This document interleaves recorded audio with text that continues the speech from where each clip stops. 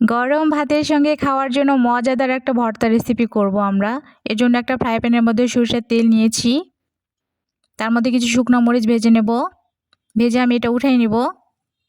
কিছু সবজি আমি কেটে রেখেছি, ওটা আমি এর মধ্যে এখন দিব। ফুলকা, টমেটো এবং ফুলকপি।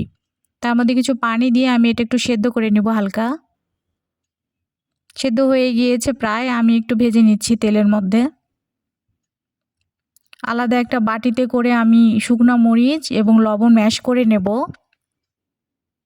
এরপর সেদ্ধ করে রাখা সবজিটা দিলাম। এটা আমি ভালোভাবে ম্যাশ করে নেব।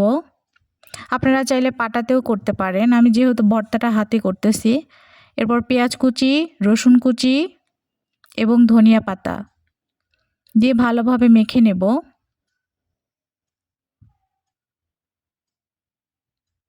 এরপর আমি আরেকটু সরষের তেল অ্যাড করতেছি।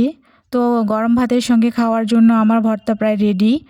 তো ভিডিওটা ভালো লাগলে চ্যানেলটা সাবস্ক্রাইব করবেন এবং আমার ভিডিওতে একটা লাইক দিবেন। ধন্যবাদ।